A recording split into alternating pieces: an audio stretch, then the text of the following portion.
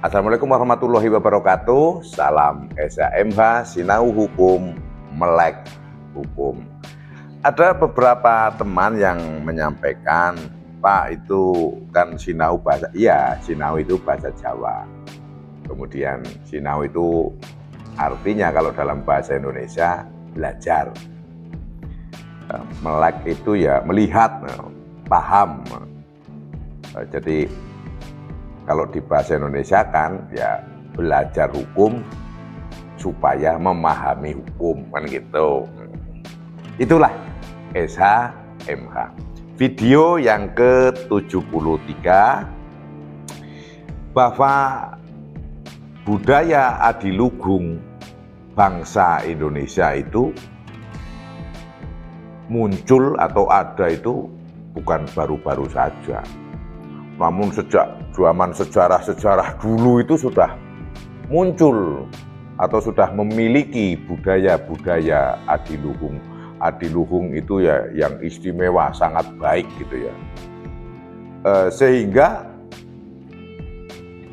pada saat sebelum ataupun saat atau setelah kemerdekaan seperti ini, itu selalu terjaga ya budaya-budaya kita. Maka maksud saya adalah buktinya adalah di dalam Undang-Undang Dasar 1945 itu terdapat frase kalimat ikut melaksanakan ketertiban dunia yang berdasarkan kemerdekaan, perdamaian abadi, dan keadilan sosial. Kalau tidak memiliki kebudayaan yang baik, tidaklah mungkin ada frasa kalimat tersebut yang tadi saya sampaikan.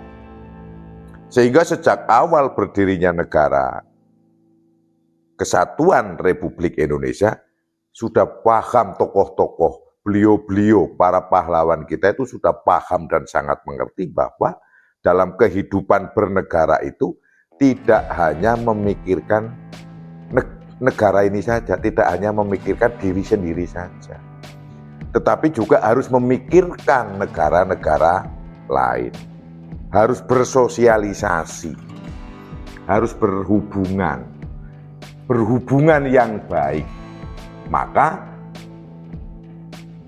ada kalimat ini tadi, ikut melaksanakan ketertiban dunia yang berdasarkan kemerdekaan, perdamaian abadi, dan keadilan sosial.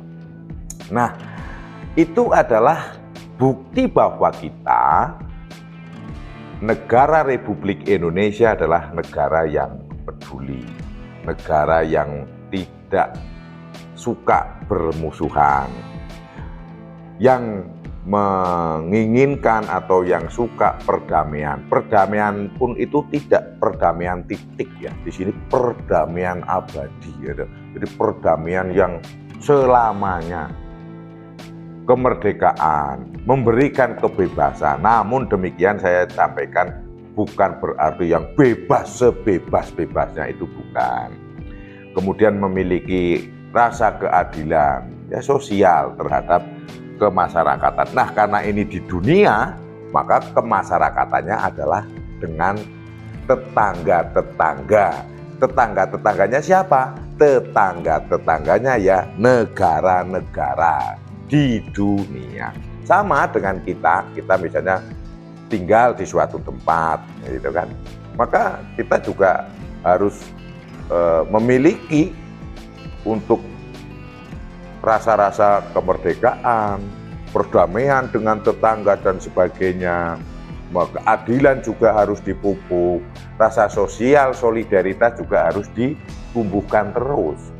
Sehingga dalam satu kampung ini, andai kata dikecilkan dari dunia, dikecilkan menjadi kampung, maka kampung itu pasti akan damai. Demikian juga dengan negara kita, menjunjung perdamaian abadi.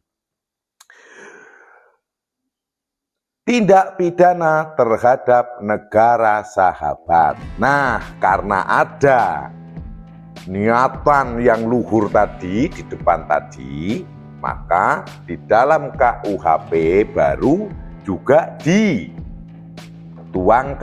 aturan hukum mengenai tindak pidana terhadap negara sahabat. Karena negara sahabat itu ya penting. Ada perang di sana, kita terpengaruh.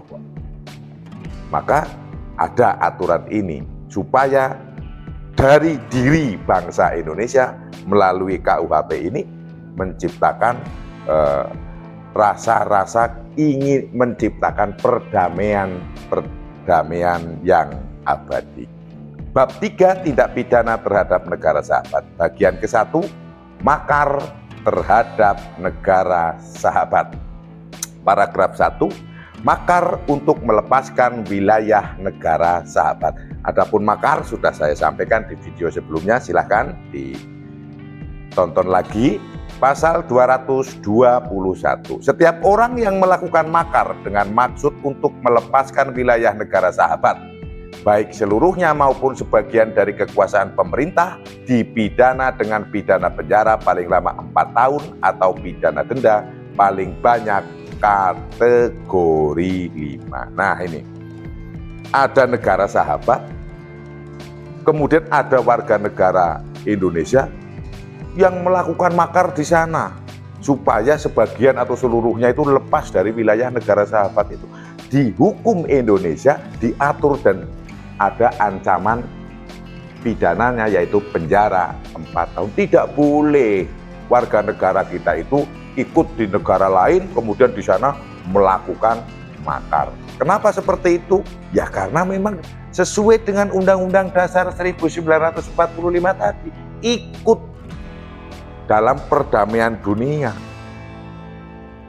menciptakan ketertiban dunia. Jadi tidak membiarkan. Inilah bagusnya Negara Kesatuan Republik Indonesia. Bahwa yang dimaksud dengan negara sahabat adalah negara yang memiliki perjanjian dengan negara Indonesia. Negara asing yang memiliki hubungan diplomatik dengan negara Indonesia.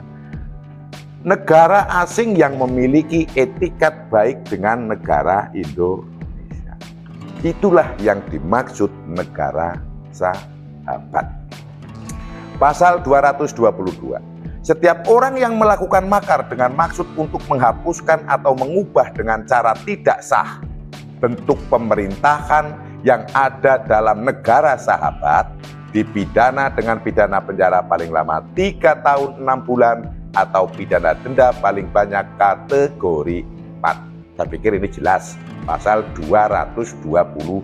Kalau tadi negara memisahkan, kalau ini mengubah atau menghapus pemerintahan negara sahabat. Pasal 223. Setiap orang yang melakukan permufakatan jahat dan persiapan untuk melakukan tindak pidana sebagaimana dimaksud dalam pasal 221 dan pasal 222 dipidana.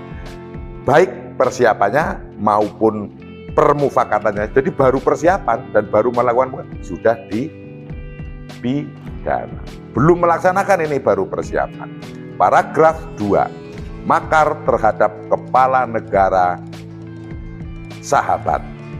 Jadi yang diatur wilayahnya, pemerintahannya, dan ini adalah makar terhadap kepala negara sahabat.